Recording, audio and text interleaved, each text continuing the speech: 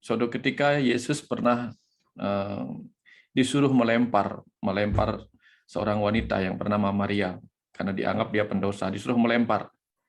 Lalu Yesus berkata, silakan melempar duluan bagi yang tidak memiliki dosa sama sekali.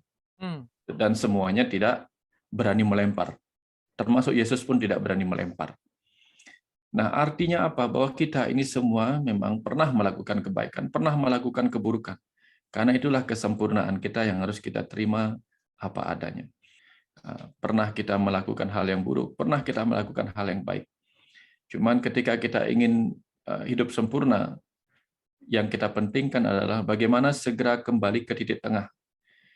Kalau terlalu lama berbuat buruk, segera berbuat baik. Kalau terlalu lama berbuat baik, segera diam untuk tidak melakukan apa-apa. Karena kelebihan kebaikan itu juga tidak bagus. Tidak bagus. Artinya orang yang sabar berlebihan berbahaya. Orang yang marah-marah berlebihan juga berbahaya. Nah, jadi ketika kita ingin mencari diri kita yang utuh, kita harus melihat, belajar pertama dari apa yang berwujud di depan cermin itu. Yang berwujud di depan cermin adalah alam semesta kecil yang sedang berbentuk tubuh manusia, yang mengajari kita begitu banyak hal. Karena tubuh manusia, sebagaimana ajaran Nabi, adalah kitab suci tertua yang ditulis oleh Tuhan itu sendiri. Dan ketika kita mencoba mengupas rahasia-rahasia yang tersingkap di dalam tubuh itu, kita akan paham bahwa al-insan siri wa ana siruhu. Rahasiamu adalah rahasiaku. Jadi ia yang memahami dirinya akan memahami Tuhannya. Sekaligus ia yang memahami Tuhannya akan memahami dirinya. Kenapa kita dilahirkan seperti ini? Kenapa kita dilahirkan di sana? Kenapa kita dilahirkan di sebuah ruang yang mungkin saat ini kita tolak? Di sebuah ruang dan waktu yang kadang-kadang kita tolak. Tapi begitu kita memahami hakikat kehidupan yang diberikan Tuhan kepada kita, di situ kita akan belajar melihat semua sudah sempurna apa adanya.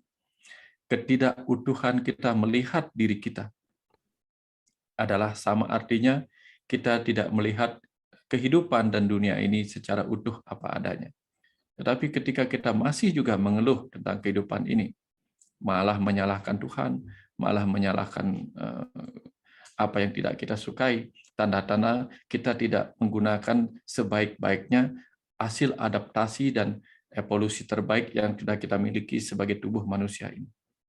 Jadi ketika kita ingin mencari diri kita yang lebih dalam, kita lihat, kita kupas satu persatu bagian luar diri kita, selubung-selubung maya ini kita kupas, sampai kita menemukan bahwa jauh di dalam kita adalah sesuatu yang tak terbatas. Tak terbatas sesungguhnya. Cuman yang tak terbatas itu sedang berada dalam batasan-batasan tubuh ini. Untuk apa? Untuk mengajarkan kita betapa tersiksanya berada dalam kondisi yang tak terbatas. Karena misalnya, dengan kuasa kita yang tak terbatas, segala keinginan kita tercapai, maka di situ ada kebosanan. Ada kebosanan di situ. Kita membutuhkan keterbatasan ini. Sebab ketika kita misalnya tidur tak terbatas, atau bangun tak terbatas, atau makan tak terbatas, bayangkan apa yang terjadi. Seluruh bumi ini mungkin habis oleh kita.